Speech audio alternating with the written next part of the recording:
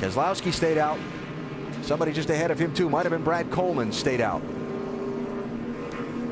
Edwards, Villeneuve, Menard, Wallace, Gonzalez, Bain, Ave, Kelly, Taylor Malsom, all on pit road. Brendan Gaughan, Ron Fellows, Brad Keselowski, Brad Coleman stay out.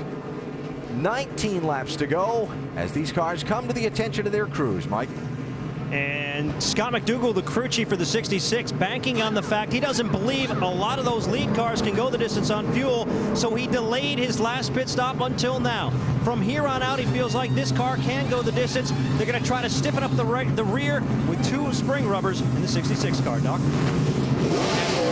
Fuel only for Jacques Villeneuve. We're almost stalled at leaving. Likewise, in the 98 gets by the 32. And the 60 fuel only there. What were we being told down here? Trent Owens just told Jacques Villeneuve that with this pit stop, we can make it with 1 green, white, checkered if we are careful, but it is going to be close. All right, so let the scoring cycle around. Carl Edwards off the pit lane first. Yeah, let me make a point here, though. He's not able to blend in. That's not what they can do. They have to go behind the cars that did not pit by the time this thing restarts. You can't just come off a pit road and blend in where these cars are. You have to line up behind cars that didn't make a pit stop that are at least on the lead lap. All right, so we'll see how things cycle out here in just a minute. But for now, it looks like... Save all you can. Save, save, save. Edwards is going to be back about 9th, 10th, 11th in line.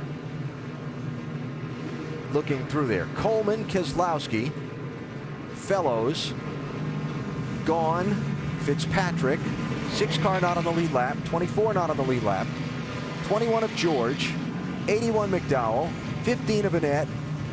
33 Hornaday. 90 Patrick Long. Then the 60 of Edwards. And your point is that he's way back. Yeah, and a couple of the cars that are in front of them there are not on the lead lap. So just trying to get a gauge on where he is in line. He's showing 8th in the scoring right now after the cycle of the pit stops. You know, Carl's had his clean air and been in the front the whole time. He can run the pace he wants. Now this is going to be I can't wait to see what's going to happen now. He's going to have to drive through these guys, overbrake them, all this stuff. Not going to be easy. And again, though, I'll just bring back a point we've made a couple times earlier. But you got to stay out of trouble. You got to stay on the racetrack. If these guys get jacked up in front of him, we saw what happened a while ago, and he takes a right front fender off the car or something, everything he's worked all day at is going to get thrown away, right? So he's got to be clean right now. It's a gamble either way. Yes. He's got to be clean, and he's got to get through some of those cars, and he's got to do it without getting knocked off the track or damaging his car. I really like the situation that Brad Keselowski's put himself in. Run a very conservative race, and now they are gambling on fuel. But they're out front. You know, if they get enough caution flags, laps in here, they may be able to make it to the end and get a great finish. All right, so the couple of cars looks like being repositioned here based on how they came off of pit road.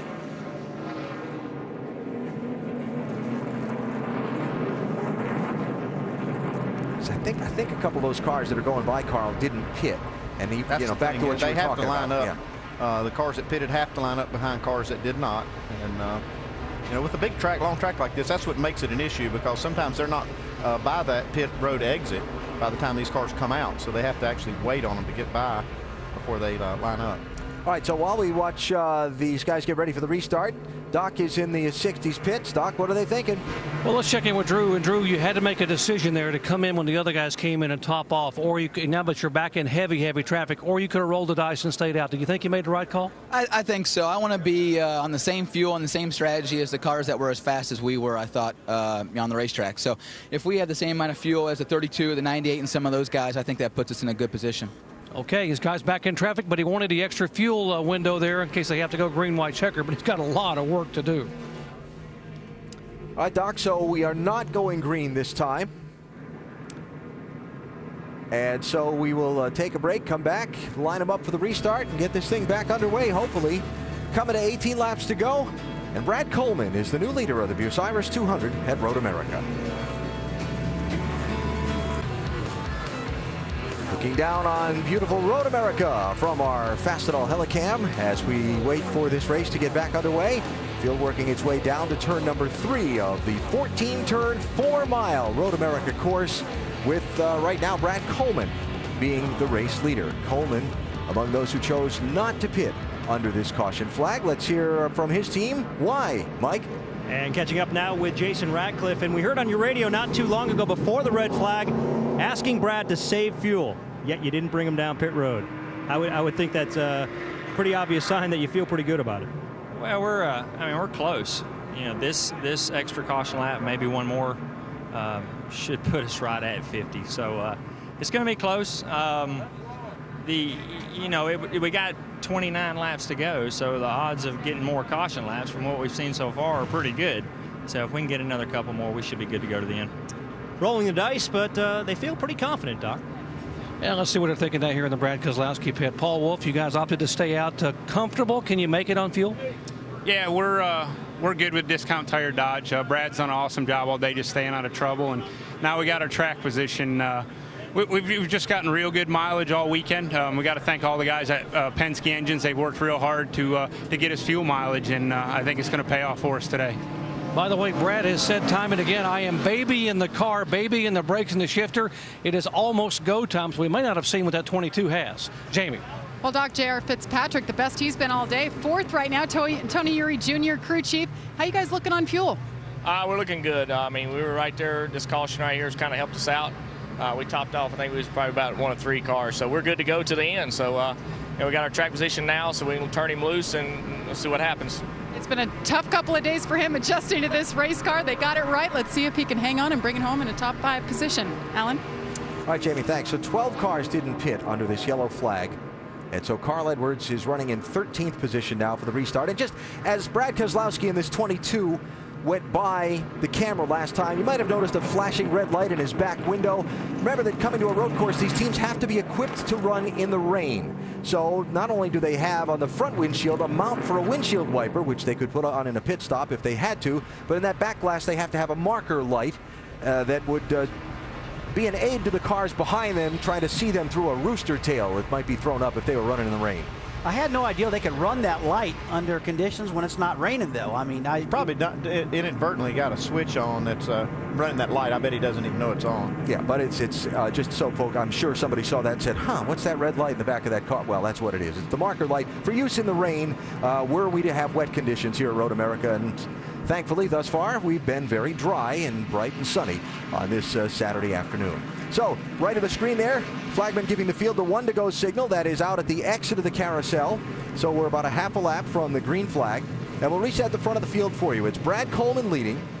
Brad Keselowski is 2nd. 3rd is Ron Fellows. J.R. Fitzpatrick is 4th. Brendan Gaughan 5th. Michael McDowell 6th. Tim George Jr. 7th. Michael Annett 8th. Ron Hornaday 9th. Patrick Long 10th. Mike Bliss 11th. Brian Scott 12th. None of those cars pitted under this yellow flag. Then Carl Edwards in 13th, followed by the guys who were there with him on the racetrack at the time, Villeneuve and Menard and so on, and all the people that were chasing him just before this whole cycle of stops shuffled up the deck. I'll tell you what, Alan, I'm with Andy on staying out. Brad Coleman, Brad Keselowski, Fellows, all these guys, I got to believe there's going to be more cautions. I think they've saved enough fuel right now. Probably a really good call to stay out, gamble a little bit at this time, because I've watched this thing many times on road courses, and there are always cautions at the end. Ron Fellows up to 3rd spot, Doc. And let's find out what Pops Uri's thinking. Pops, how close are you on fuel? Can you make it? We're real close. I think we can. I think that they didn't go that time, and I think that got us where we need to be. It's going to be close. It's definitely going to be close for sure, but Ron's doing everything he can to save. And that Chevrolet's getting pretty good gas mileage today, too. So, pretty happy where we're at. And we just got our fingers crossed. Hopefully we can. If we can't, that 7 car's got 1 more lap on us because he stopped and topped off. So if we can't do it, maybe he can. And Ron Fellows, by the way, had said he was going to save this car, and he has been saving it, although they had some damage on the hood and front. They feel like they got something for him maybe in these final laps. And by the way, Pops, a moment ago before I asked the question, he said we are real close in this final lap. All right, Doc, thanks. Finally, about to see the green flag again. Brad Coleman, Brad Keselowski on the front row. Will they get through this first lap without stacking a bunch of them up in everybody's hurry to get to the finish?